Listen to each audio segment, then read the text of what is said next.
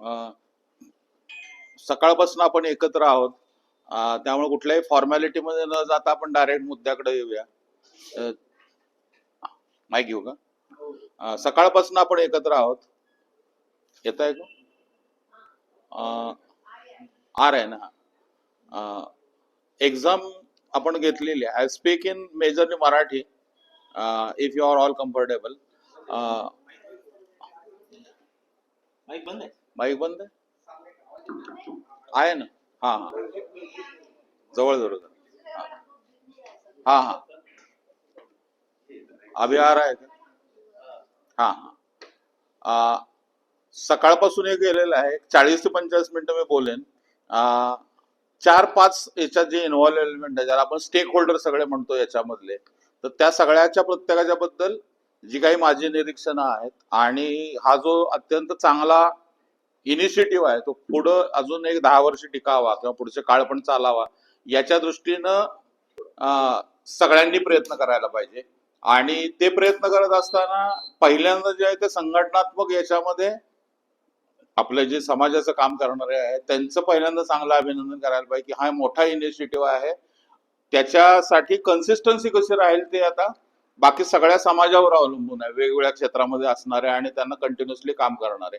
पण ही activity continuous राहायला पाहिजे, कारण हायर लेवलच्या ब्युरोक्रेसीमध्ये इंटरव्हेन्शन करणं आणि त्याच्यामध्ये आपल्या दृष्टिकोनाला, आपल्या समाजाला रिप्रेझेंट करणं हे अत्यंत आवश्यक आहे. मी आता माझ्या सर्व सांगतो की मी प्रवीण चव्हाण 1997 पासून महाराष्ट्रामध्ये आणि भारतभर या परीक्षेचं मार्गदर्शन करतोय. मी स्वतः जवळजवळ एक साधारणतः 500-800 विद्यार्थी तरी माझ्याकडून सिलेक्ट झालेले जे आहेत. 97 साली मी पहिल्यांदा शिकवायला चालू केलं ते आतापर्यंतच्या याच्यामध्ये जे, आणि याचं युपीएससी परीक्षेचं स्ट्रक्चर जे असतं, आता याच्यामध्ये जसं पदाधिकारी आहेत त्यांना बऱ्यापैकी समजा माहिती, समाजातल्या आपल्या याच्या संघटनेतल्या पालकांच्या दृष्टीनं काय आहे की एक मुलगा किंवा मुलगी अभ्यास करणार म्हटल्यानंतर साधारणतः त्याच्यामध्ये सगळ्या फॅमिलीची इन्व्हॉल्वमेंट येते तर ते होतं, आणि त्याचा मॉरल सपोर्ट जो आहे याचं, कारण याचा पिरियड थोडा जास्त आहे. म्हणजे एक सायकल त्याचं जे आहे ते फेब्रुवारीत त्यांची जाहिरात येते, मे मध्ये त्यांची परीक्षा होते, ऑक्टोबरला मुख्य परीक्षा होती, एप्रिलला त्यांचा इंटरव्ह्यू होतं. याच्यात जर झालं नाही तर असं ते 4 वेळा 6 वेळा, किंवा मी जर शेड्यूल कास्टचा असेल तर आणखी 7-8 वेळा वयाच्या पर्यंत मला ते प्रयत्न करून देतात. आणि त्यामुळे एखाद्या वेळेला झालं नाही तरी ते निराश होता कामा नये. याचं कारण या परीक्षेचा टफनेस खूप आहे. 800 साधारणतः भारतभरातनं लोक घेतात, 800 ते 900 लोक, 1000 आपण म्हटलं, आणि बसतात साधारणतः 12 लाख ते 13 लाखांमधले लोक साधारणतः याला बसतात दरवर्षी. आणि वरपासून म्हणजे आता माझे विद्यार्थी IIT वरनं आलेले लोक आहेत, झेडपीच्या शाळेत शिकलेले लोक, म्हणजे सगळ्या प्रकारच्या याच्यामध्ये इंटरॅक्शन करणारे, आणि सगळीकडून ते ल्युक्रेटिव्ह आहे. याचं कारण त्याचं नुसतं ग्लोरी असं नाहीये, त्याची एक लेजिटिमसिटी त्याच्यामध्ये जी जिल्हा अधिकारी म्हणून असणारी ताकद आहे. त्याच्यामुळे आता बरेच जण, जसं आता IIT दिल्लीतले काही लोक माझ्याकडे आता गेल्या वर्षी शिकायला आलेले आहेत. आता अलीकडे 2 वर्षात नवीन ट्रेंड आलेला आहे की US मध्ये रिसेशन आहे, त्यामुळे US मध्ये जे जन्मलेले आहेत ज्यांना आता भारतात यायचं आहे मुद्दा, ते काही विद्यार्थी यायला लागलेत. म्हणजे वर्ण एक प्रेशर आहे, आणि आपण जिथून आलेलो तिथून आपल्याला जायचं जे आहे. त्यामुळे याच्यामध्ये ज्यांनी सुरू केलेलं आहे त्यांचा फोकस पण अत्यंत चांगला पाहिजे की जो कॅन्डिडेट आपण निवडू किंवा ज्याला आपण कामाला लावू त्याच्यासाठीची सगळी स्वायत्तता. फायनान्स हा एक भाग झाला, पण त्याच्यासाठी लागणारा consistent institutional support, family support, त्याच्या मागे लागणार एन्व्हायरमेंट हा एक भाग झाला. आणि दुसऱ्या बाजूला असं करता येऊ शकतं की हे ग्रॅज्युएशनचं जसं आपण केली आत्ताच करावं असं नव्हे, पण आत्ता जी 6वीला 7वीला 8वीला मुलं आहेत त्यांच्यामध्ये आतापासून हे कल्टिवेट आपण करायला लागलो तर हे 4 वर्षामध्ये 12वीच्या नंतर त्यांच्या करिअरच्या ह्याच्यामध्ये पण ते प्रयत्न येईल. आणि त्यामुळे मग त्यांच्या अशा, आधी मी अशा घ्यायचो की IAS स्कॉलर एक्झामिनेशन नावानं महाराष्ट्रात मी 2003-4 मध्ये अशा 1001 ठिकाणी परीक्षा घेतलेल्या होत्या, ज्याच्यामध्ये मुख्यतः 7वी 8वी 9वीतल्या मुलांना कल्टिवेट करणं आणि त्यांनी याच्यामध्ये येणं. मी स्वतः इंजिनिअरिंग आहे, तर इंजिनिअरिंग आणि मेडिकल हे बरोबर आहे, पण त्याच्याबरोबर आपल्या सामाजिक क्षेत्रामध्ये IAS होणं आणि IAS मधनं समाजामध्ये काहीतरी बदल घडवण्यासाठी प्रयत्न करणं, याचं जे मोटिव्ह आहे ते मोटिव्ह सुद्धा आपल्याला, कारण हा कम्युनिटीचा इनिशिएटिव्ह आहे. कम्युनिटीला तुम्ही काय रिफंड करणार का? मी समजा झालो IAS यातनं, तर तुम्ही त्याच्याविषयी काय करणार का? आता मी माझ्या विद्यार्थ्यांना सांगतो की तू समजा मी त्यांना XYZ शिकवलं, तर तुम्ही जिथं जाल तिथं नीट काम करा, जसं उदाहरणार्थ आता श्रीकर परदेशी नावाचा आपला सीएमचे सेक्रेटरी आहेत, तो माझा विद्यार्थी आहे. विश्वास नांगरे पाटील जे नाव आहे पॉप्युलर, तो माझा विद्यार्थी. आणि रोहिणी बाजीबाकरे नावाची स्टुडंट आहे, ती सोलापूरच्या मधले. असे आय एस झालेले, IPS झालेले, IFS झालेले, काही आता माधव सुलफुले तो रशियाचा राजदूत आहे, काही जर्मनीला राजदूत आहेत, काही अमेरिकेत आहेत. त्यामुळे ती पद सगळे जे आहेत, काही रेल्वेमध्ये आहेत. त्यामुळे UPSC union public service commission जी सिव्हिल सर्व्हिस साठी परीक्षा घेते, अशा 24 त्याच्यामध्ये पदं भरली जातात. या 24 पदांसाठी साधारणतः पूर्व परीक्षा, मी जसं म्हटलं 12 लाख लोक बसतात, त्याच्यामध्ये 2 पेपर ते घेतात. जसं मी आज घेतलं होतं पूर्व परीक्षेचं, त्यातला एक सेक्शन आपला होता आणि दुसरा मुख्य परीक्षेचा. तर हे क्लब आपण केलेलं होतं. तर पूर्व परीक्षेच्या याच्यामध्ये एक पेपर सीसॅटचा गणित आणि याचा असतो, जनरल तुमचे ॲबिलिटी बघण्यासाठी. त्याला 67 मार्क मिळाले. टेक्निकल वाटलं तर एक मिनिट सांगतो, म्हणजे ते सगळ्यांमध्ये पसरल की 67 मार्क मिळाले की तुम्ही दुसऱ्या पेपरमध्ये पास होतात. त्यात पास झाला तर तुम्ही GSच्या पेपरला, ज्याला 200 मार्क आहेत, त्याच्यात 100 ते 105 मार्क मिळाले तर तुम्ही त्या पहिल्या 10,000 येतात, ज्यातनं तुम्हाला मुख्य परीक्षा लिहायला देतात ते. मग ही मुख्य परीक्षा जी आहे ती 1750 मार्काची मुख्य परीक्षा आहे. याच्यामध्ये 4 ते 5 विषय असतात, प्रत्येक विषयाचे 500 मार्क असतात. आणि याच्यामध्ये लिहिण्याचं कौशल्य जे आहे. आता यावर्षी सुदैवानं महाराष्ट्रात काय झालेलं आहे की UPSC आणि MPSC मध्ये चंद्रकांत दळवी कमिटी होती, त्या दळवी कमिटीनं UPSC सारखाच MPSCचा सिलेबस केलेला आहे. आणि त्यामुळे आता एका अभ्यासातच दोन्ही परीक्षा द्यायच्या. पूर्वीच्या ज्यामध्ये MPSC आणि UPSC दोन्ही वेगवेगळे अभ्यास होते, आणि त्यामुळे विद्यार्थ्याला एक लाईन निवडली तर त्या पद्धतीने जायचं. पण आता दोन्हीकडे आपल्याला अभ्यास करता येऊ शकतो या सगळ्या परीक्षांचा, कारण सिलेबस सेमच झालेला आहे. आणि याच्यामध्ये जसं म्हटलं, जसं पेपर इंग्रजी असला तरी लिहिताना भारतातल्या ज्या आपल्या 22 भाषा सगळ्या दिलेल्या आहेत, त्या सगळ्या भाषांमध्ये बोलता येतं इंटरव्ह्यूला. इंटरप्रेटर मी मराठीत बोललो तर ते, आता मी समजा इंटरव्ह्यू घेणारा तमिळ माणूस आहे, तर त्याला ते इंग्रजी ट्रान्सलेट करून सांगतील, हिंदी ट्रान्सलेट करून सांगतील. त्यामुळं कम्युनिकेशनच्या ह्याच्यामध्ये मराठी मीडियम मधनं झालेले पण नावं आहेत. आता गेल्या 2 उदाहरण, सुब्रमण्यम केळकर नावाचा माझा विद्यार्थी, तो आता तामिळनाडूला SP आहे, आपल्या सालेम जिल्ह्यामध्ये. तो आत्ताच 2 वर्षापूर्वी झालेला आहे. गेल्या वर्षी हिमांशू टेंबेकर नावाचा विद्यार्थी आहे. हे सगळे मी सांगतो, हे सगळे किरण चव्हाण नावाचा रांचीला माझा स्टुडंट आहे, हे सगळे मराठी मीडियम मधनं झालेले लोक जे आहेत. आणि आजच्या आज मला लक्षात आलं की आपल्या इथं लिहिणारे 10 जणांची आपण परीक्षा घेतली, हे लवकरच 100 होतील, हे लवकरच 1000 होतील. आणि तशा परीक्षा पण आपण घेत राहूया. इनिशिएटिव्ह जो होता तो अत्यंत आवश्यक होता. आणि याच्यात 10 जण आली, त्यातले 7 ते 8 जण तरी इंग्रजीला कम्फर्टेबल होतीच. त्यामुळे इंग्रजी भाषेच्या ह्याच्यामधनं येणारं वाचन, त्यातनं येणारं लेखन, त्याची अनालिटिकल ॲबिलिटी, ज्याला आपण संस्कृत परंपरेत दशग्रंथी असं म्हणतो आणि अष्टावधानी असं म्हणतो, जे आहे ते. काही जण पुस्तकी चांगले असतात, पण नुसतं मी कलेक्टर झालो तर मला पुस्तकी ज्ञान नकोय, तर मला समाजातलं पण कळायला पाहिजे. आणि त्यामुळे मग दशग्रंथी आणि अष्टावधानी दोन्ही ज्याच्यामध्ये ॲबिलिटी निर्माण होतील, अशा शिक्षण पद्धती आपल्याला द्यायला पाहिजे. आपल्या या आपण जे शिकतो त्या शिक्षण पद्धतीमध्ये त्या प्रकारचं सत्व नाहीये. नवोदयमध्ये ते दिसेल, सेंट्रल स्कूलमध्ये काही शिकलेले लोक असतील, CBSE ज्याला आपण म्हणतो, किंवा NCERTचे सिलेबस जे आहे. आता माझे वडील मिलिटरीत होते किंवा आमच्या सगळे भारतभर बदले होते, अशा लोकांना त्याचं एक्सपोजर असेल. पण महाराष्ट्राचा स्टेट बोर्डचा सिलेबस तो थोडासा मागं आहे. आणि त्यामुळं मग अंडर ग्रॅज्युएट लेवलला पण एक फळी आपण आता उघडली की आमच्या घरामध्ये किंवा इकडे इकडे माहिती आहे, आणि समाजाच्या ह्याच्यामध्ये त्याचं अॅन्युअल, आत्ता जसं म्हणत नाही पण कधी हे एखादं घेतलं आणि त्या 10वी साठीच एक 3 दिवसाचं वर्कशॉप आपण घेतलं उदाहरणार्थ. म्हणजे हे ग्रॅज्युएशनच्या लेवलला करूच आपण, पण अंडर ग्रॅज्युएट लेवलला आता चालू केलं तर याचं 2-3 वर्षामध्ये आपल्याला चांगले रिझल्ट येते, म्हणजे त्या सगळ्या ह्याच्यामध्ये. आणि आता करणाऱ्यांच्या दृष्टीने जे जे करायला, म्हणजे आता 10 जण आले, त्यातले अत्यंत काही जण आहेत म्हणजे इंटरव्ह्यूच्या ह्याच्यामध्ये एक्स्ट्रीम चांगले आणि ज्यांची खूप तयारी करायची, अशा दोन्ही प्रकारचे लोक आहेत. मुख्य मला चांगली गोष्ट दिसली की इक्वल रिप्रेझेंटेशन ऑफ विमेन आहे. जवळजवळ 5 मुली होत्या आणि 5 मुलं होते. ही अत्यंत जी इतर समाजामध्ये पण दुर्मिळ गोष्ट आहे. इतर ठिकाणी मी खूप ठिकाणी आता सामाजिक याच्यात जातो, तर याच्यामध्ये 30-33% वर मुली नसतात. UPSC ला स्वतः सिलेक्ट झालेल्या याच्यामध्ये 22 ते 26% मुली आहेत. त्यामुळे ही एक चांगली साईन आहे की त्याच्यामध्ये तो खुलेपणा सगळ्या आपल्या याच्यामध्ये आहे आणि ते पार्टिसिपेट होत आहेत. आता राहिला जो आहे तो अकॅडमिक प्रश्न. तर अकॅडमिक याच्यासाठी वेगवेगळ्या संस्था, जसं मी एक काम करणं, मार्गी नावाची एक संस्था मी चालवतोय, अशा प्रकारे भारतभर वेगवेगळ्या संस्था आहेत आणि ज्याच्यामध्ये सोशल सेन्सिटिव्ह असणारे बरेच लोक आहेत. अशा लोकांशी टाय अप करून आपले विद्यार्थी जे आहे, महाराष्ट्र शासन ज्या वेळेला त्याला प्रयत्न करेल, बार्टी सारखं जे आहे ते बघता येईल, पण अशा संस्थांच्या मध्ये पण हे आपल्याला इन्स्टिट्यूशनली म्हणजे उदाहरणार्थ आता अलीगड मुस्लिम युनिव्हर्सिटीनं हमदर्द नावाचा एक डायस उभा केला, प्लॅटफॉर्म उभा केलेला आहे. मग त्यांच्यामध्ये त्यांना असं वाटलं की आपल्या विद्यार्थ्यांच्या मध्ये टॅलेंट आहे, तर ते सगळं टीचिंग आणि सगळं शिकवणं आपल्यासाठी ते करतात. किंवा प्रायव्हेटमध्ये पण असे बरेच लोक आहेत की ज्यांना ह्या सेन्सिटिव्हिटी आहेत, तर त्यांच्यापर्यंत जाण्याचं ब्रिज आपल्या समाजाच्या ह्या कामातनं आपण त्यांच्यापर्यंत पोहोचणं आणि ते आपल्यापर्यंत येणं, याच्या दृष्टीनं पण ही ऍक्टिव्हिटी थोडीशी वाढवायला पाहिजे जे आहे ते. आणि प्रत्यक्ष आता संपूर्णतः पालकांच्या पहिला जो सेगमेंट होता की या माझ्या विवेचनाचा जो आहे तो की प्रत्यक्ष समाजानं जे आता इनिशिएटिव्ह घेतलेलं आहे त्याला सपोर्ट राहणं.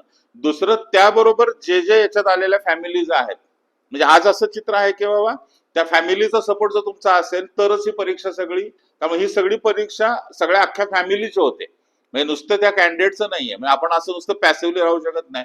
मला त्यातलं विषयातलं कळत नसेल पण या कॅन्डिडेटला 10 ते 12 तास, समजा आता माझा मुलगा किंवा मुलगी आहे तर त्याला 10 ते 12 तास रोज अभ्यास करायला स्पेस मिळायला पाहिजे, तशी शांतता असायला पाहिजे, तशी पुस्तकं द्यायला पाहिजे, तसा कोचिंग आहे किंवा तसं शांतता, असा साधारणतः 1.5 वर्षाचा स्पॅन आहे. मग 1.5 वर्षानंतर अभ्यास थोडा कमी केला तरी चालेल, पण सुरुवातीच्या काळामध्ये कंटिन्युअसली ब्रेक न घेता सकाळी आता माझा एखादा विद्यार्थी शेड्यूल मी काय एक्सपेक्ट करतो की तो 7ला लायब्ररीत गेलेला आहे, मग 9-9:30 त्यानं ब्रेक घेतलेला आहे, 15-20 मिनिटाचा चहा घेतलेला आहे, परत 12-1 पर्यंत अभ्यास केलेला आहे, 1 ते 1:30 जेवायला ब्रेक घेतलाय, 1:30 ते 3:30 परत हे गेलाय, 3:30 ते 4:30 किंवा 4 एक अर्धा तास नॅप घेतलेला आहे, 4:30 ते 7:30 परत त्यानं अभ्यास चालू केलेला आहे, 7:30 ते 8 जेवण झालं, 8 ते 10 परत अभ्यास केलेला. असं साधारणतः वर्ष ते 1.5 वर्ष कन्सिस्टंटली केलं, कारण स्पर्धा खूप आहे. म्हणजे ही परीक्षा खूप अगदी जटिल आहे असं नव्हे, या परीक्षेमध्ये दबाव खूप असल्यामुळं पॉइंट मध्ये मार्क असल्यामुळं म्हणजे एका पॉइंटवर, म्हणजे आता मागच्या वेळेला जे झालेलं होतं 3रा आणि 4था नंबरचा कॅन्डिडेट होता, त्या दोघांना समान मार्कच आहेत. मग समान मार्काच्या वेळेस ते दुसऱ्या विषयात चांगले मार्क असणार, त्यात पण समान असेल ते तिसऱ्या विषयात चांगले, असं करत मेरिट एका मार्कावर जवळजवळ 5-5, 6-6 जण असतात एका एका मार्काच्या याच्यावर. एकच 1215 मार्क आमचे त्याच्यावर सगळे जण आहेत, त्या सगळ्या मार्कांच्या याच्यावर येत राहत. त्यामुळे स्पर्धा तीव्र आहे हे त्याचं स्वरूप आहे. आणि दुसरं, आपण ज्या प्रकारचं शिक्षण म्हणजे काय होत झालेलं आहे कोरोना नंतरच्या विशेष काळामध्ये जे आहे ते विद्यार्थ्यांच्या मध्ये सगळ्यांच्या मध्ये बघणं वाढलंय, व्हिडिओ बघणं, किंवा म्हणजे ज्याला आपण म्हणतो ना युट्यूब लर्निंग, ई लर्निंग वाढलेलं आहे. युपीएससीचं स्वरूप असं आहे की तुम्हाला ते प्रश्न, आज जसं आपण गेलं प्रश्नपत्रिका देतात, ती प्रश्नपत्रिका आपली वाचायची आहे, त्याचं विश्लेषण करायचं आणि लिहायचं आहे. आणि त्यामुळं बघणे, आता किंवा मी बोलतोय तो ऐकतोय आपण किंवा सकाळपासून ऐकतोय, तर ऐकणे आणि बघणे ह्या सप्लिमेंटरी ऍक्टिव्हिटी आहेत. मूळ ऍक्टिव्हिटी आपली जी आहे ती वाचणे, कारण वाचन कौशल्य खूप विद्यार्थ्यांचं वाढायला पाहिजे. वाचन कौशल्य वाढवणे म्हणजे एखादा पॅराग्राफ वाचला तर त्याचा इन्फरन्स काढणे, त्याचा निष्कर्ष काढणे, त्याच्यावर आपल्याला वेगवेगळ्या प्रकारचं मत मांडता येणे, आणि लिहिण्याच्या कौशल्याच्या मध्ये सुरुवातीला कसं चांगलं लिहायचं, मध्ये कसं उत्तरामध्ये मुद्दे आपले हायलाइट करायचे, म्हणजे जसं वक्तृत्व करणारे विद्यार्थी चांगल्या प्रकारे बोलतात तसं तुमचं उत्तर हे चांगलं बोलायला पाहिजे. प्रेझेंटेशन केवळ नव्हे, बाह्य अर्थानं कंटेंट पण चांगला असायला पाहिजे. त्यामुळे याच्यावर जे विद्यार्थी बसले त्यांनी जास्त लक्ष दिलं की तुमची वाचनाची अबिलिटी जी आहे, जसं आता काही जणांनी म्हटलं की याच्यामध्ये आम्ही हिंदू हिंदू नावाचा पेपर आहे मद्रास मधनं निघतो, द हिंदू आणि इंडियन एक्सप्रेस हे 2 पेपर आहेत, या पेपर मधनं सगळेजण अभ्यास करतात. ह्या पेपर वाचण्याला एक रोज 3 तास तुम्ही दिले तर तो अभ्यास चांगला होतो. मग 3 तास जर तुम्ही 10-12 तास केला, मग 3 तास नुसतं पेपर रिडिंग करायला पाहिजे आणि त्या पेपर रिडिंगची ॲबिलिटी वाढायला पाहिजे. इंडियन म्हणजे त्या असे या पेपर मधनं जे भारतातले त्या विषयातले एक्सपर्ट आहेत, म्हणजे समजा आता धरणावर एखादा लेख आहे, मग त्याच्यातला जो भारतातला एक्सपर्ट असेल तो साधारण लिहितो, त्यामुळे त्यातलं आपल्याला मत कळतं. मी कलेक्टर असल्यामुळे मला विषय कुठला वर्ज नाहीये. जसं आता पुणे जिल्ह्यामध्ये माळींची घटना घडलेली होती, मग डिझास्टर घडलेले, आता जसं सरांनी विचारलं आपल्या याच्यामध्ये की पुराचं झालेलं आहे, मग नॅशनल डिझास्टर मॅनेजमेंट फोर्स आहे, मग एनडीआरएफची कामं काय चालतात, म्हणजे संस्थात्मक माहिती पाहिजे. किंवा मी जसा प्रश्न विचारला होता की आता पुण्यामध्ये ती वैष्णवीची केस झाली, डावरीची केस झाली होती, हुंडाबळीची जी आहे, मग त्यासाठी मला कलेक्टर म्हणून हुंडाबळीचे कायदे माहित पाहिजेत, त्याच्या शिक्षा माहित पाहिजेत, मला माझ्या कलेक्टर म्हणून असणाऱ्या पॉवर माहित पाहिजे. त्यामुळे ज्या पदाला आपण अप्रोच होणार आहे त्याचं काय प्रकारचं वेट आहे, त्याला कुठल्या अथॉरिटी आहेत, त्याच्या मर्यादा काय आणि कोणकोणते कायदे आहेत. जसं पर्यावरणाच्या सरांनी परत विचारला पोल्युशनचा, तर एन्व्हायरमेंटल पोल्युशन ऍक्ट आहे आपला, मग पोल्युशन बद्दलची माहिती, प्रोटेक्शनचा ऍक्ट आहे, वाईल्ड लाईफ ऍक्ट आहे, म्हणजे कायदे निरनिराळ्या प्रकारचे आहेत. त्यामुळे कायद्यांमधली खूप बारकाव्यानं माहिती जी आहे आता आपण आयपीसी घालवलेलं आहे आणि भारतीय न्याय संहिता नावाने एक गोष्ट स्वीकारलेली आहे. त्यामुळे केंद्र आणि राज्य संबंधांमध्ये केंद्र कसं चालतं, त्याचे ऑपरेट संसद कशी चालते, न्याय व्यवस्थेमध्ये काय चाललं होतं. चंद्रचूड आपल्या महाराष्ट्राचे सरन्यायाधीश होते, त्यामुळे ऑनरेबल सुप्रीम कोर्टाचे निळ्या प्रकारचे निवाडे काय येतात, त्याच्याबद्दलचे जजमेंट काय येतात, त्याचं माहिती आहे. आणि आपल्या त्याच्यामध्ये सुदैवानं वेगवेगळ्या प्रकारे नोकरशाहीमध्ये असणारे बरेच पदाधिकारी किंवा याच्यातले बरेच लोक त्याच्याशी जोडलेले आहेत, आणि त्यामुळे त्याच्यामध्ये एक प्रकारचा नो आणि इज आहे. बऱ्याच वेळेला त्याचा जर म्हणजे कोणच जर आपल्या ब्युरोक्रेसी जोडलेलं नसतं, बरेच आता सर जसं याच्यात इंजिनिअरिंगच्या याच्यातनं आलेले बरेच लोक आहेत, किंवा तुमच्या सरकारी वेगवेगळ्या याच्यामध्ये काम करणारे लोक आहेत, तर याच्यामुळं त्याचा नो हाऊ पसरेल की ह्या परीक्षा ज्या आहेत ह्या परीक्षा देणं का आवश्यक आहे. यासाठी वाचनाच्या याच्यामध्ये पुस्तकी अभ्यास चांगला पाहिजे आणि समाजातले प्रश्न सोडवण्यासाठीची एक इन्साइट पाहिजे. जसं आता उदाहरणार्थ जीबीएस नावाचा एक व्हायरस पुण्यामध्ये मध्ये आला होता, मग त्या व्हायरसचं स्वरूप काय, तिथपासून तुम्ही त्याच्यावर काय उपाय करणार. जरी माझं फील्ड फार्मसीचं नसेल, माझं कॉमर्स असेल, जसं आता एक कॅन्डिडेटचं होतं, तर या कॉमर्सच्या कॅन्डिडेटनं त्याची माहिती घ्यायला पाहिजे. किंवा आता समजा आपल्या आता ड्रोन, ज्याला आता याच्यामध्ये आपण बघितलं तर चायनामध्ये काय चाललेलं आहे की ते लो हाईट इकॉनॉमी नावाची गोष्ट त्यांनी चालू केलेली आहे. सगळ्या जे डिस्पॅचेस आहेत, सगळे डिलिव्हरी जे आहेत त्या लो हाईट इकॉनॉमी मधनं तुमच्या ड्रोन मधनच बरेच करतात, ते ट्रॅफिकचे बरेच इश्यू सोडवतात. जगभरात काय चाललेलं आहे, तिथपासून तुमच्या स्थानिक लेवलला काय चांगलेलं जे आहे, या सगळ्याचं टप्प्याटप्प्यांमधलं ज्ञान आणि त्याच्याविषयीचं आपलं आकलन वाढवणे, ते सुरुवातीला असं एकदम अंगावर येतं. त्यामुळे त्याचं स्लायसेस मध्ये छोट्या छोट्या टप्प्यावर असं काम केलं आपल्याला, की आपल्याला पहिल्यांदा वर्सॅटिलिटी पर्सनॅलिटीमध्ये आणायचे, आपल्या बाहेर जाणं जे आहे, सोसायटीमध्ये जाणं. आता यासाठी विद्यार्थ्यांच्या लेवलला सभाधीटपणा असणं, त्यांना बोलायचं कौशल्य येणं, त्यांनी लिहिण्याचे कौशल्य वाढवणे, या परीक्षेमध्ये ज्या प्रकारे अभ्यास लागतो त्यातनं फिजिकल स्ट्रेंथ आणि त्याचा फिटनेस टिकवणं, मेंटल टफनेस टिकवणं, हे सगळं जर करत राहिले विद्यार्थी, कारण नुसतं हुशार असणारे लोक यात होत नाही. 10वी-12वीला बोर्डात यायची तेव्हा त्यावेळेला, आता बोर्ड गेलं पण बोर्डात येत, तर ती मुलं होत नाहीत. थोडी 66-67% असणारी मुलं, 70% ती, कारण त्यात डिटर्मिनेशन जास्त असतं. आपला नागराज मंजुळे नावाचा डायरेक्टर सांगा, तर त्यांचा चुलत भाऊ आहे बालाजी मंजुळे म्हणून. तर बालाजी हा माझा स्टुडंट आहे. बालाजी ऑल इंडिया 50 रँकला आला होता आणि बालाजीला दिसत नाही. आपल्या मी मार्गी नावाने चॅनल करत होता. मी जाणीवपूर्वक अशा माझी सगळी तसं इन्क्लिनेशन असल्यामुळे मी त्याच्यामध्ये काम करतो. ज्याला दिव्यांग आता म्हणतात, अशातली पूजा नावाची माझी स्टुडंट, तिला पूर्ण दिसतच नाही, ती कलेक्टर आहे. ती पूर्ण काहीच, ती सगळी सक्षम जिल्हा आढळते. जयंत मांकडे नावाचा विद्यार्थ्याचा एपी माझा इंटरव्ह्यू झाला होता, तर जयंतला पण 100% दिसत नाहीये, तर तो आय एस म्हणून आता काम करतो. म्हणजे वेगवेगळ्या पातळ्यांवर लोकांनी स्वतःला सिद्ध केलेलं आहे. आता जसं बालाजी म्हणलेलं आहे, तर बालाजी तो पहिल्या जनरेशन मधून आला होता, वडार समाजातनं काम केलेलं आहे. त्याला म्हणलं, अरे तू आपल्या याच्यासाठी सुरेंद्रनाथ बॅनर्जींचं जे स्थान आहे ते तुझं स्थान आहे, कारण त्या प्रकारचे शिक्षणच नाहीये. आणि त्यामुळं मग त्या शिक्षणासाठी लागणारी गती, त्यातनं आलेली कामं जी आहेत ती संपूर्ण करणे, आणि त्यामुळं त्याला त्याच्या आईचा पाठिंबा होता. आई रोजंदारीच करायची, पण आईनं पूर्ण त्याला पाठिंबा होता की तू डोका आहे तर तू काम करत राहा, तू शिकत राहा. त्यातनं तो आय एस पदापर्यंत गेला. आता तो वेगवेगळ्या महाराष्ट्राच्या याच्यावर काम करणाऱ्या पदांमध्ये निरनिळ्या प्रकारे काम केले. त्यामुळे अगेन्स्ट ऑल ऑर्डर लोकांनी काम करून दाखवलेलं आहे. म्हणजे फायनान्शियल सपोर्ट नाही. जसं आता बिरदेव डोणे नावाचं तुम्ही आत्ताच्या ह्या सगळ्याचं नाव ऐकलं, तर बिरदेव माझाच विद्यार्थी होता. म्हणजे धनगर समाजाचे त्याच्यामध्ये व्हिडिओ सगळे आलेले होते, आय एस झालेले याच्यातले. मग तो कसा अभ्यास करत होता, काय करत होता. मुद्दा जो आहे तो की आपण कुठं आहे आणि आपल्याला कुठं जायचं याचं विद्यार्थ्यांनी पण एक मार्ग आखायला पाहिजे. या परीक्षेला काय म्हणलं होतं की second most toughest in the world. आपल्यापेक्षा फ्रेंच ब्युरोक्रेसी थोडीशी अवघड प्रकारची, अन्यथा आपला पेपर हा ब्युरोक्रेसीमध्ये बऱ्यापैकी अनालिटिकल आहे. आणि पॉलिटिकल स्ट्रक्चर कुठलंही असलं तरी युपीएससी त्याचा इम्पॅक्ट स्वतःवर घेत नाही, आणि त्यामुळे मग त्याच्यामध्ये त्याचे बायसेस फारसे आपल्याला किंवा त्याचे इन्फ्लुएन्सेस फार दिसत नाही. त्यांना पाहिजे त्या लोकांनाच ते निवडतात, आणि त्यामुळे त्या निवड प्रक्रियेतल्या फेअरनेस बद्दल काळजी करण्याचं कारण नाहीये. ती एक स्पेस आहे की जी स्पेस आपल्याला ऑक्युपाय करता येऊ शकते किंवा त्याच्यामध्ये जास्तीत जास्त.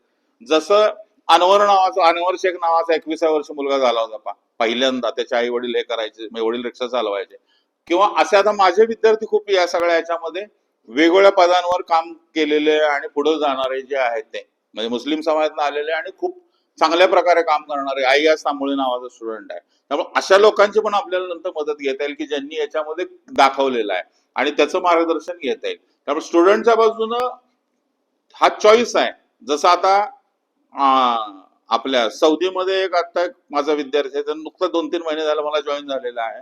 तो 5 वर्ष IIT मद्रास IIT याच्यामधला खरगपूर मधला स्टुडंट आहे. तिथल्या जॉबमध्ये अनिश्चितच दिसायला लागले आणि त्याला इंटरेस्ट पण येत नाही म्हणून सिव्हिल सर्व्हिसकडे वळालेला आहे. त्यामुळं IIT होऊन सुद्धा इकडे आलेले किंवा IIT करताना किंवा अगदी प्राथमिक याच्यात सगळ्या प्रकारचा स्टार्ट याच्यामध्ये. याचं कारण त्याला असणारं सोशल प्रेस्टिज एक, दोन त्याच्यामध्ये मिळणारा स्कोप कामा करण्यासाठीच. कारण याला टेक्निकली काय म्हणलं होतं की प्रेसिडेंटच काढू शकतो, याला कोणी बाकीचे बदल्या करतील तुमच्या, पण बाकी याच्यामध्ये कोणाला काढण्याची ताकद नाही. आणि त्यामुळे तुम्हाला फेअरली जर काम करायचं असेल तर तुम्ही ती ब्युरोक्रॅटिक लेवलला करू शकता. आणि तिसऱ्या बाजूला संपूर्णतः याच्यामध्ये वेगवेगळ्या पदांवर काम करण्याची संधी, म्हणजे जसं आता मला 4-5 वर्षांनंतर बाहेर जायचं आहे, तर बाहेर जाण्यासाठी युनायटेड नेशनला मला जायचं आहे. आता माझा एक विद्यार्थी WHO मध्ये काम करतो, 2 वर्ष ज्याला आपण तो सबॅटिकल घेऊन गेलेले आहेत. गव्हर्नमेंट नंतर तुम्हाला पोस्ट डॉक्टरलला पाठवते. मला आता केम्ब्रिज मध्ये परत शिकायचं आहे, मी 5 वर्ष आयएस काम केलेलं आहे, तर मला पुढच्या आयस जाता येतं. म्हणजे याचे फायदे म्हणून वेगवेगळ्या प्रकारचे खूप आहेत. आत्ताच्या क्षेत्राच्या याच्यामध्ये स्पर्धा तीव्र झालेली आहे, खरं आहे स्पर्धा तीव्र आहे, आणि त्यासाठी डिटर्मिनेशन खूप पाहिजे, कन्सिस्टन्सी पाहिजे, हार्डवर्क पाहिजे, सातत्य पाहिजे. सातत्य कंपल्सरी त्याच्यामधलं सगळ्यात मोठा घटक जे आहे ते हुशारी. 4 गोष्टी कमी असल्या चालतील, पण कन्सिस्टन्सी महत्वाची आहे. कन्सिस्टन्सी याचा अर्थ तुम्ही असं ठरवलं की आपण 1:00 जेवायला उठायचं, तर 12:59 पण उठता कामा नये आणि 1:01 पण उठता कामा नये. ज्याला असं असं वळंब्यात आपण काम म्हणतो सप, तसं ती व्यक्तिमत्व झालं ना, हल्लच नाही पाहिजे इकडं तिकडं. मिलिटरी डिसिप्लिन ज्याला म्हणतो ना आपण, तशा प्रकारची डिसिप्लिन व्यक्तिमत्वात आणली तर ते सहज शक्य आहे. म्हणजे कारण बऱ्याच याच्यामध्ये मग ती कन्सिस्टन्सी त्याच्यातनं येणाऱ्या ज्या इंटेलेक्च्युअल ॲबिलिटी त्या सगळ्या त्याच्यामध्ये यायला लागतात. त्याच्यानंतरचा विद्यार्थ्यांच्या लेवलचा जो मुद्दा आहे तो की समाजामध्ये नुसतं पुस्तकी न राहता समाजामध्ये काम करायला पाहिजे. मग आता उदिता नावाची बिहारमधनं मला एक जॉईन झाली स्टुडंट होती ती, की ती 6 नंतर NGO मध्ये थोडंसं काम करायचं. त्याचा तिला इंटरव्ह्यूला बोलताना खूप फायदा झाला. की आता पर्यावरणात काम करणाऱ्या, लहान मुलांसाठी काम करणाऱ्या किंवा ऑकेजनल कार्यक्रम आहेत, म्हणजे उदाहरणार्थ आता गणपतीचा कार्यक्रम आहे किंवा सार्वजनिक कार्यक्रम आहे, याच्यामध्ये जाणीवपूर्वक जायला थोडं सोशलायझेशन. मुलांचं ज्यांना इंटरव्ह्यू पदात जायचं आहे त्यांना थोडी सामाजिक भान वाढायला पाहिजे, त्यांना समाजाची जास्त कळायला पाहिजे चळवळ आणि हे जे आहे ते. आता डिजिटल याच्यामध्ये काय झालेलं आहे की ते थोडंसं कमी झालेलं आहे. आधीच्या 2002-4 आधीचे विद्यार्थी होते त्यांना थोडा तो सेन्स होता. आता डिजिटलमुळे ते डिजिटल रियालिटी आणि वास्तव याच्यात गॅप यायला लागलाय, आणि त्यामुळे त्या शिक्षण पद्धतीतनं थोडंसं बाजूला लगेच फील्डवर असायला पाहिजे. समाजात काय चाललंय, म्हणजे रस्त्यावर काय चाललेलं आहे आंतरराष्ट्रीय पातळीवर, याच्या पातळीवर. आणि दुसऱ्या बाजूला ऑफिशियल वाचण्याची सवय लावायला पाहिजे. ऑफिशियल वाचणं म्हणजे काय, अधिकृत सूत्रांनी PTIच्या बातम्यांमध्ये असं सांगितलंय का, रॉयटर असं सांगतं का, BBC मध्ये असं म्हणलेलं आहे का, अल जझीरानं असं सांगितलेलं आहे का. अनॉनिमिटी जिथं आहे, अनॉनिमिटी म्हणजे जसं चॅनल आहे त्या कोण काय वालीच नाहीये, तर अशा गोष्टींचे सोर्सेस आपण घेता कामा नये. भारत सरकारनं सांगितलेले, महाराष्ट्र शासनानं सांगितलेले, युनायटेड नेशननं सांगितलेले ऑफिशियल सोर्सेस वाचायची सवय लावायला पाहिजे. आणि तिसऱ्या बाजूला संपूर्णपणे जे आहे ते याच्यामध्ये आपल्या स्वतःच्या ज्याला आपण म्हणतो स्ट्रेंथ आहेत त्या ओळखायला पाहिजे की आपण याच्यामध्ये काय केलं म्हणजे लवकरात लवकर आपल्याला पुढे सरकता येईल विद्यार्थ्यांच्या लेवलला जे आहे. म्हणजे उदाहरणार्थ आता माझा मितभाषी स्वभाव आहे, पण मला बोलायला लागणार आहे याच्यामध्ये, त्यामुळे बोलण्याची ॲबिलिटी, लिहिण्याची ॲबिलिटी, वाचनाची ॲबिलिटी जी आहे, आणि दुसऱ्या बाजूला संपूर्णतः लोकांशी कम्युनिकेट करण्याची ॲबिलिटी जी आहे. लोकांशी चांगलं कम्युनिकेशन झालं पाहिजे, त्यासाठी त्या प्रकारचं ट्रेनिंग किंवा त्या प्रकारचं सुरुवातीपासूनच आपण केलं. कारण एका बाजूला याच्यामध्ये आता समजा आता जे बरेच विद्यार्थी बघितलेले आहे, तर याच्यामध्ये कल्चर, ज्याला इंग्रजीचा संज्ञा काय, कल्चरल कॅपिटल ज्यांचं खूप आहे. म्हणजे आता सहज आता मी असा विद्यार्थी सिलेक्ट झालेला आहे की बाबा माझ्या घरातच माझी आत्याच या सेक्रेटरीला हे केलेलं आहे, माझे आजोबा इकडे होते, मी आहे. अशा लोकांच्या खाण्या बोलण्या जीवनामध्ये आम्ही सुट्टीलाच पॅरिसला गेलो, असं वरचा एक प्रेशर आहे. ते लोक जवळजवळ 50% तर ते ऑक्युपाय करतातच जागा, ज्याला आपण इलिट समजा असं म्हटलं, अभिजन स्तर जो आहे तो. पण राहिलेल्या ह्याच्यामध्ये संपूर्ण जायचं म्हटलं तर त्या प्रकारची स्पेस, म्हणजे अगदी सगळे काय शशी थरूरांसारखं बोलतील असं, पण तुम्हाला एक प्रकारचं सगळ्या जगाच्या याच्यावरच्या राजकारणाचं ज्ञान असणं, त्यामध्ये काय चाललेलं आहे हे बघणं, त्यातनं आपल्यापर्यंत आलेलं आहे म्हणजे राष्ट्रीय आपल्याला भारताचं हित काय आहे बघणं, फॉरेन पॉलिसी बद्दलची चर्चा करता येणं, किंवा प्रत्यक्ष ट्रेड चाललाय तो काय प्रकारचा चाललेला आहे, साऊथ ईस्ट एशियाची, इकडं आपण ज्याला म्हणतो ना की सगळ्या तुमच्या स्कॅन्डिनेव्हियन कंट्रीज आहेत त्यांच्याशी काय चाललेलं आहे, असं जगाचं एक बारीक नियोजन आहे. कारण ही ऑल इंडिया लेवलची परीक्षा आहे आणि याच्यातनं नेमणूक तुमची, काही जणांचा इंटरेस्ट असा असतो, जसे आता उदाहरणार्थ समजा काही लोकांना फॉरेन याच्यामध्ये, सायली मेत्री नावाची एक 2 वर्षापूर्वी माझी स्टुडंट झाली, तिला इंटरेस्ट फक्त फॉरेन याच्यामध्ये होता. आता शीतल उगले म्हणून पुण्यामध्ये कमिशनर होते, पण शीतल माझे स्टुडंट होते, शीतल तिला आय एस एस व्हायचं होतं. काही जणांना आयपीएस, हे चॉईस आपल्याला युपीएससी देते की मला आता रेल्वे अकाउंट्स मध्ये जायचं आहे, मला डिफेन्स मध्ये, म्हणजे कुठलं सिव्हिल डिफेन्स जे आहे ते त्याच्यामध्ये आपल्या पुणे कॅन्टोन्मेंटचा प्रमुख आहे, मग तो पद त्याच्यामध्ये येतं. त्यामुळे याच्यात पद आहेत आणि त्यात तुमचा चॉईस पण जे आहे त्यामुळे, आणि ते चॉईस कसं आहे, तुमचं मेरिट जसं, एकच परीक्षा घेतली जाते, मेरिट जसं खाली येईल, म्हणजे आता समजा टॉपरला मिळालेले मार्क 1100 आहेत आणि मला 1050 मिळाले, तर 50 मार्कामध्ये मला मग तुमची 600वी किंवा 700 पद असतील तर 600वी वगैरे रँक मिळेल. मग आता ह्याची पद्धत सोप्या भाषेत कशी, पालकांसाठी किंवा यांच्यासाठी, प्रत्येक ह्याला UPSC union public service commission ही एक ऑटोनॉमस बॉडी आहे, भारत सरकारचं डिपार्टमेंट ऑफ आणि म्हणजे पब्लिक ग्रेव्हन्सेस आणि पब्लिक कम्युनिकेशन करणारा डिपार्टमेंट आहे, ज्याला डीओपीटी असं म्हणलं जातं.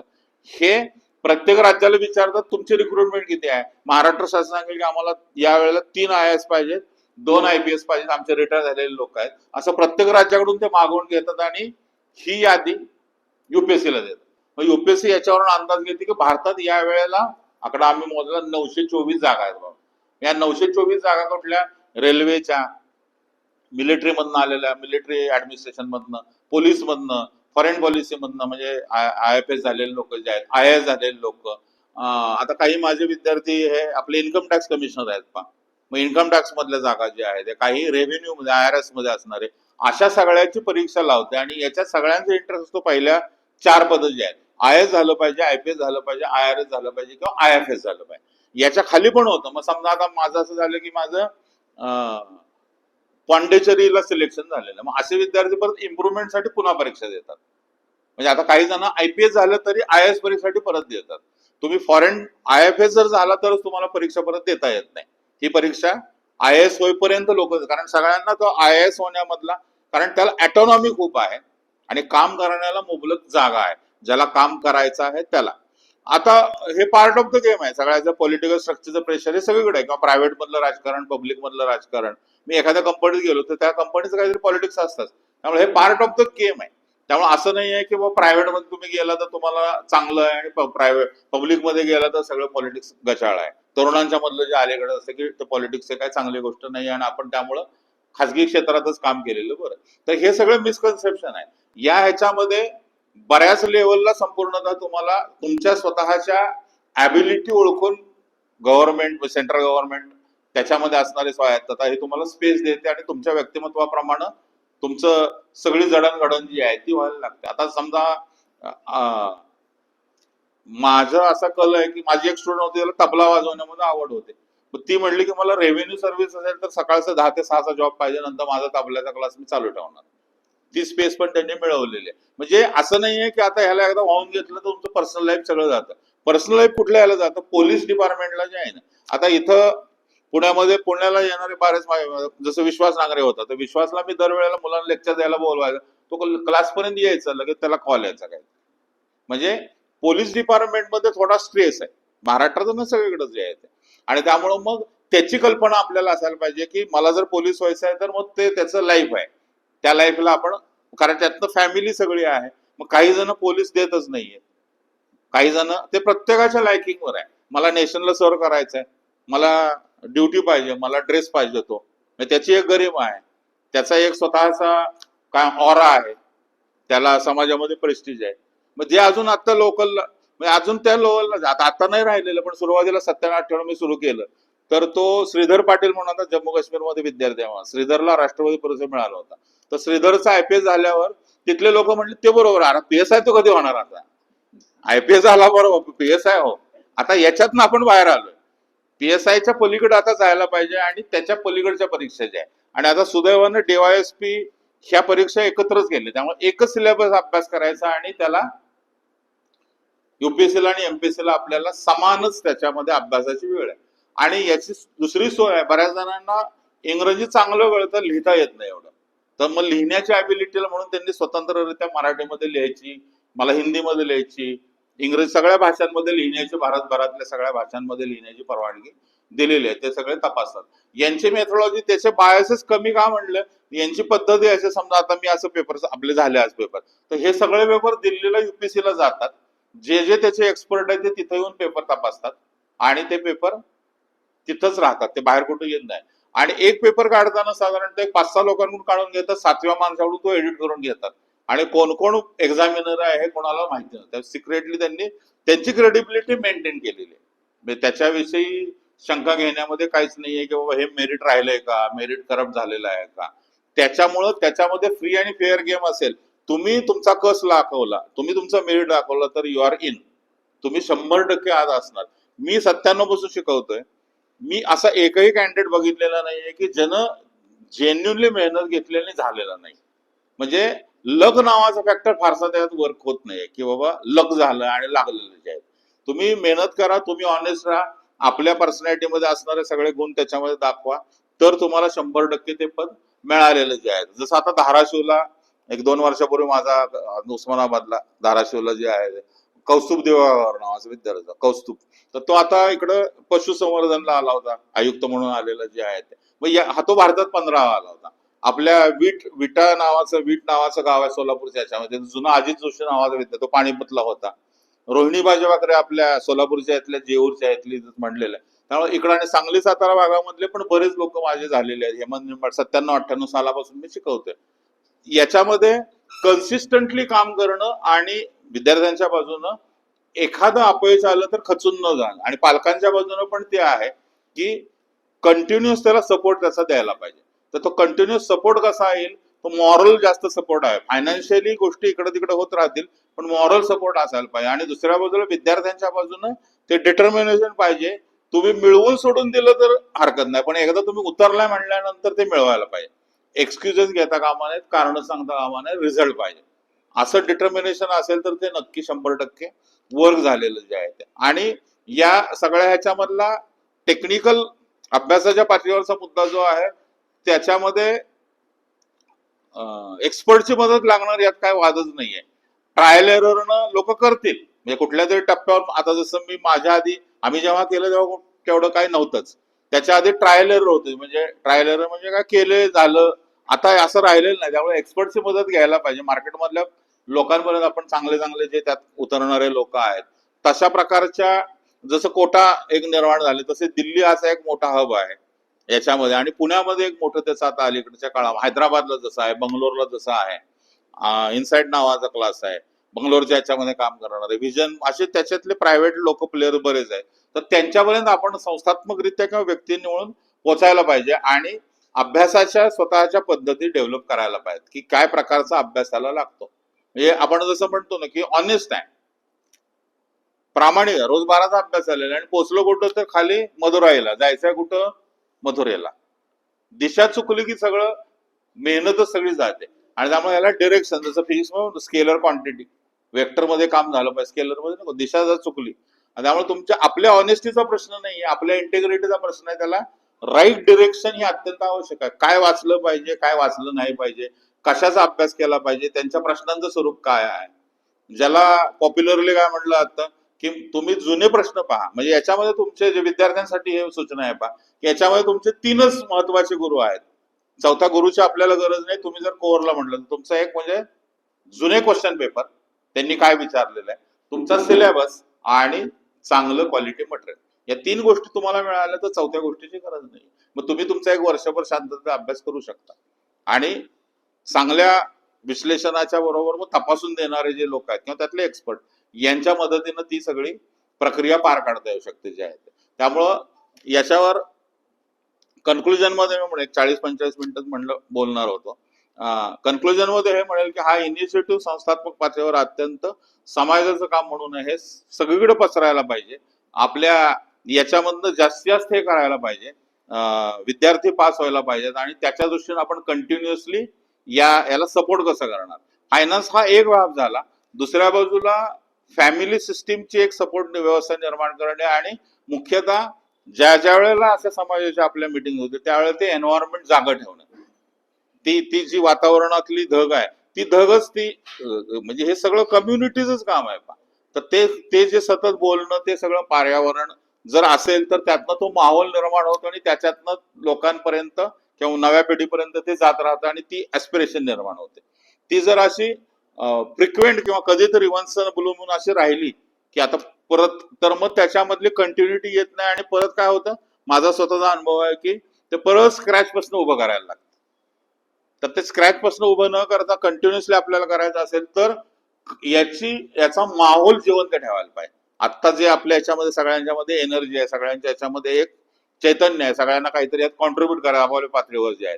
तर ही संख्या वाढवत नेणे आणि हे दरवेळेला असं ठरवलं 3 महिन्याच्या जे काही संस्थात्मक याच्यावर काय फार बोलणं बरोबर नाहीये, पण जे काही पॉलिसी लेवलला डिसाईन होतील त्याची कन्सिस्टन्सी आणि मी माझ्या बाजूनं थोडा या प्रकारच्या लोकांशी जास्त असल्यामुळं आणि माझं स्वतःचं इन्फ्लुएन्स असल्यामुळं तुम्ही मला कधीही सांगा आणि कितीही काळही सांगा, मी त्याच्यावर कंटिन्युअसली आपल्या बरोबर आहे. काही तुम्ही कुठलंही काम सांगितलं, काही सांगितलं तरी तो मी करायला ऑलवेज तयार आहे. त्याच्यामध्ये कुठल्याही प्रकारचा हे नाही. कारण मला आता समजा माझा ऑल इंडिया लेवलचा मला जे या फील्डमध्ये कॉन्ट्रीब्युट करायचं करून झालेलं आहे. आता मला वाटतं मी समाजासाठी काही गोष्टी करतो जे पहिल्यापासून करत आलेलंच होतं आणि त्यामुळे थोडंसं तशा दृष्टीनंही माझं ओरिएंटेशन थोडं सोशल ओरिएंटेशनच आहे. समाजासाठी काही ना काहीतरी आपलं केलं पाहिजे आणि त्यासाठी असे प्रयत्न पण आम्ही केलेले होते.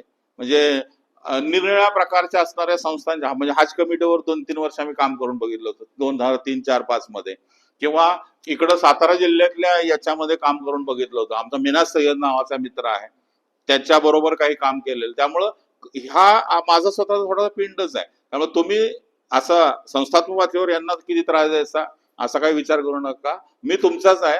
तुमच्यासाठी ज्या प्रकारची मदत मेहनत लागेल संस्थात्मक व्यक्तिगत ती सगळी संपूर्णतः आपण कंटिन्यू करूया जे आहे ते. आणि हा आज जो सुरू केलेला प्रवाह आहे तो कसा असा महासागरासारखा होईल याच्याकडे आपण येऊया. मी एवढं बोलून थांबतो.